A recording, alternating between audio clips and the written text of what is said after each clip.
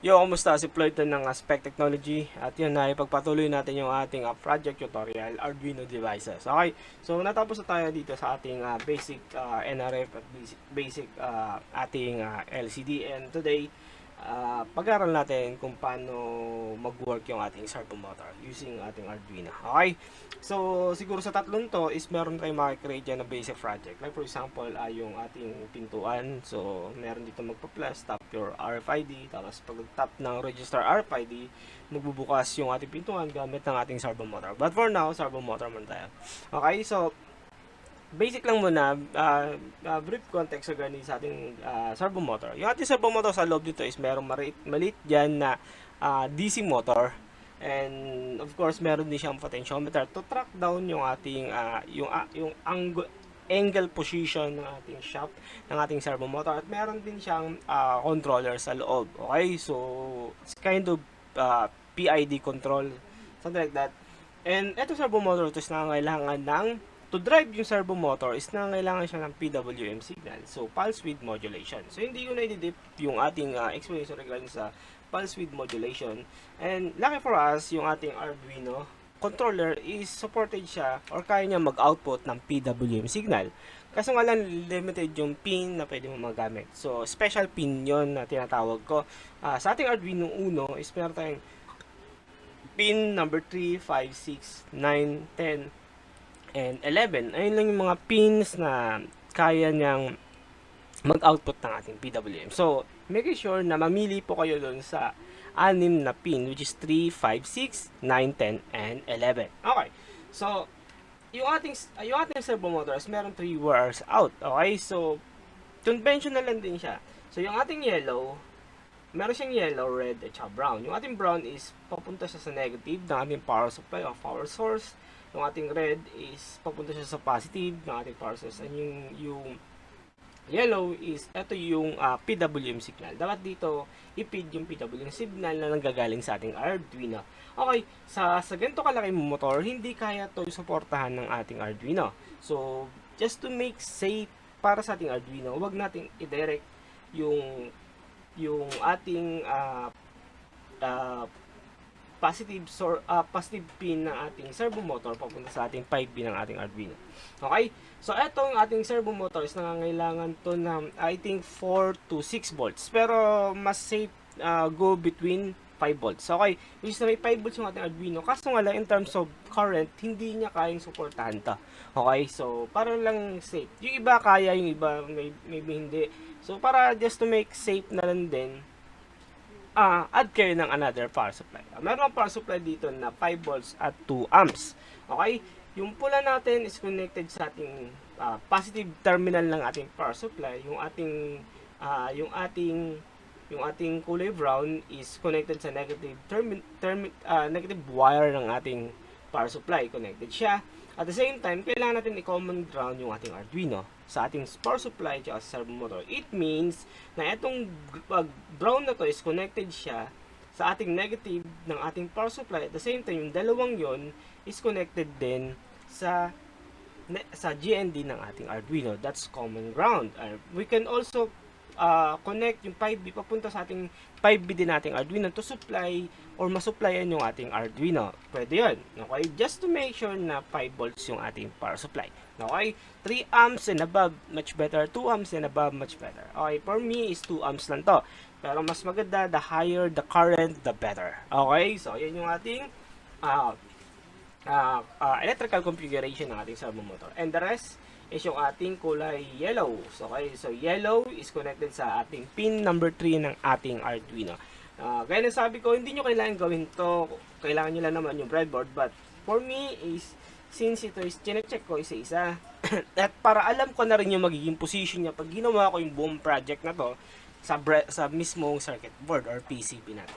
Okay, let's jump in sa ating programming. So, hindi natin kailangan ng any library kasi yung ating yung servo na library is built in sa ating Arduino, kaya no need, at napakadali lang naman nito. Okay, una sa lahat, i-open yung ating Arduino IDE. Once again, punta lang kayo sa example. Tamad akong magta-type pero mas maganda, mas nagaganda na kung ino-open ko example, kinakopy ko ng mga kailangan ko. Okay? So, open natin yung ating example sa ating under file, may Dropbox dyan, and then under example, may Dropbox dyan, and then look for servo motor.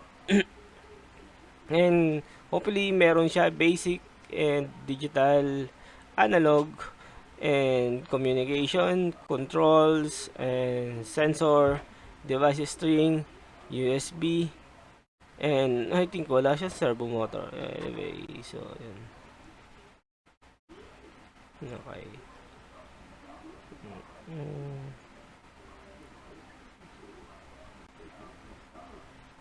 Okay, wala dito sa built-in example yung ating servo motor analog, analog read, servo motor wala.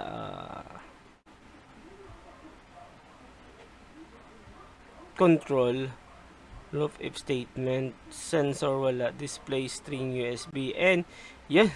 I think wala siya, and the rest kasi eto na kasi sa part na to, example from custom library, so ibig sabihin wala dito. So anyway, don't you worry, is meron tayong isa pang IDE na merong na merong supported ng ating Arduino, at ikakopy lang din naman natin papunta sa bago.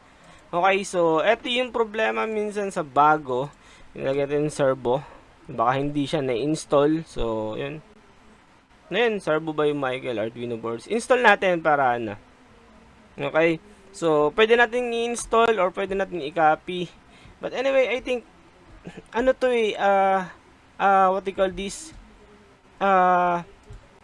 Built into sa Arduino. Hindi, I think hindi na to kailangan. Hindi ko alam dito sa IDE na to na version 2.3 na IDE. Bakit wala dito yung sa servo? Which is na sa isa dito sa 1.8 is dito sa example dito is built-in siya like this. No, nasa servo siya. Meron pa nga siyang SD card. So I think yes, much better tong IDE na to kasi meron siyang autocomplete na merong suggestion siya. Pero in terms of dito sa mga library example niya is wala dito. Like for example yung SD card wala.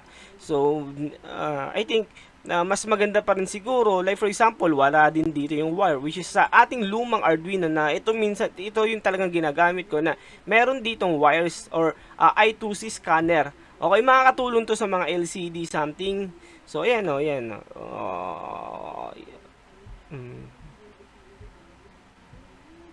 Wala. But anyway, ito yung sa ating servo motor, meron sa liquid crystal dito. And ito yung sa taas. Example board. Let's see. Try natin na baka hindi ako naka-choose ng board kaya hindi lumabas. Okay, maybe may bad. Pasensya na. So, in-install ko pa to. And we can remove dyan mamaya pag lumabas na sa example. Yes. Anyway, so, ayun. So, nandito na yung ating SD card and still meron tayong wires dito. And meron tayong stepper motor, SPI, serial, sub-serial, SD card, and wala pa rin yung ating servo motor. Okay, so custom board ba servo motor natin? Okay, servo motor, yeah, nasa custom siya kasi eto is in-installed ko siya, or pumunta ako sa library, then type mo lang servos, makita, upload, install mo lang, something like this. Okay, so anyway, going back to the example, and hindi ko alam kung bakit ganun na yung servo, but sa unang IDE is talaga ano siya, what you call this, built-in siya. Kahit tanungin niyo yung mga unang gumamit ng Arduino, joke lang. But I mean, yes, built-in talaga siya. Hindi ko lang alam dito sa IDE version na to, but hindi siya naging built-in. Okay? So ayun, tsaka natin hindi yung tutorial natin, which is a servo motor, mabilis lang to. Okay, so we have a servo class dito. Ito yung file name niya, ini-include natin sa ating IDE para makilala yung mga class and method na i-declare natin with regard sa servo motor. Okay, so here, this one is yung ating object. Okay, so pinapangalanan na lang natin ulit yung servo na class to my servo. We can change this name depende sa preferences. Like for example, I call it joint 1. If you are working sa robotic arm, you will hear joint 1, so you can name it joint 1. So pero para sa akin is I leave it as is Okay, sa kung anong default niya. Okay, so cut ko lang yung mga hindi ko kailangan at hindi natin magiging kailangan. Ito is this one is my servo that attach. Ang sinasabi lang nandito kung saan naka-attach. Okay, so gaya na sabi ko, merong 6 pins na available yung ating Arduino Uno that can produce PWM outputs, but sa atin is connected yung ating servo motor sa pin number 3. That's why edit natin to and wala. So, connected na yan. So, kung hindi nyo pa rin nagigets yung circuit diagram, how to connect yung servo motor, marami dyan sa Google, YouTube. Check nyo lang. Okay? So, yun. So, anyway, so, this one is hindi natin kailangan. Okay? So, we can delete this one. So, eto lang naman is yung ating class, yung include natin mismong library na ating servo motor, and then we'll name yung class dun sa servo na file na to, kung ano man yung code doon, kung anong class nandun. So, servo class, at pinangalanan natin na bagong object niya or bagong pangalan niya na may servo. Okay, so under dun sa class na may servo, dito, meron doon method or function na tinatawag natin na attach. Okay, yung attach na nangangailangan ng isang argument, ang tinatanong na naman dito sa ang pin ba nakakonect yung servo motor mo. And we declare na sa pin number 3. Okay, so under my servo again, okay, under my servo, meron tayong tinatawag na write, servo.write or my servo.write. Okay? So, right. So, opening close parenthesis is nangangailangan din to ng what do you call this? Nangangailangan siya ng isang argument na ang tinatanong niya is ilang degrees yung iikot niya or anong degree siya, saan degree siya pupunta. So, we heard from, medyo familiar kayo sa trigonometry. So, we have sa ating servo, kung one full rotation yan is we have 360 degrees. But yung ating servo motor is 180 degrees. Ibig sabihin, yung servo motor na to can only travel from 0 to 180 degrees. Okay? So, ganun lang kasimple. Okay? So, sasaksak ko na yung aking power supply at umilaw yung aking Arduino. Ibig sabihin, well, goods tayo. So, paki-double check lang lagi in terms of connection, lalo sa mga supply natin. So, dun lagi nasisira yung ating Arduino. And, ayan. So, sinaksak ko na pati yung aking Arduino sa aking laptop, and then check ko yung COM port natin, and then upload natin. Okay? So, palitin natin para makita natin na umiikot yung ating servo motor. Okay. So, ayan.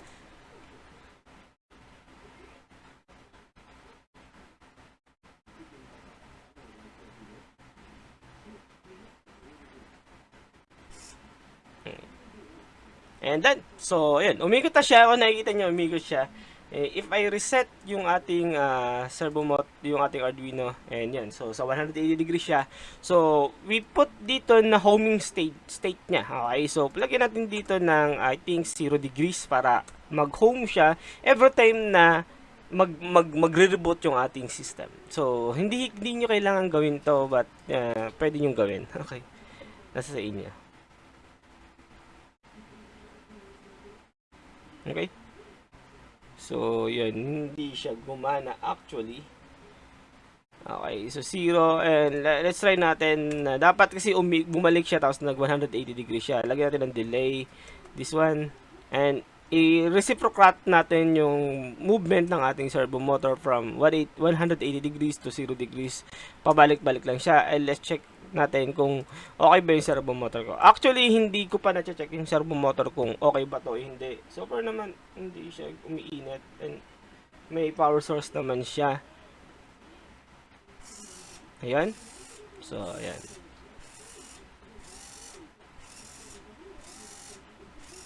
Okay, so lagyan natin ng 2 seconds para, I mean, talagang ma-reach niya yung 180 degrees. Tapos, mag-settle siya muna doon and then babalik siya kung saan man yung gusto niya. So, that's 180. Babalik siya ng ayan. So, nakikita niyo 180. So, pwede natin gawin 90. Yan. So, we can put 90. So, ito yung ating 180 degrees. Ayan. Nandito yung ating 180 degrees. And then, yung 90 niya supposed to be dapat. Ayan. Okay.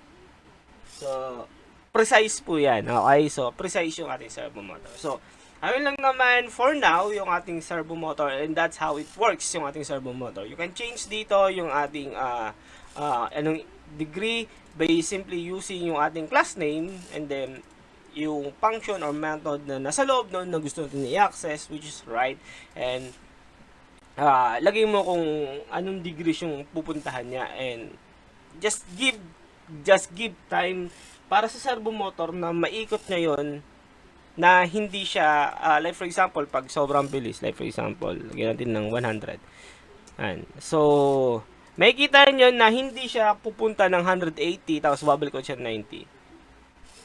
Okay, so let's see.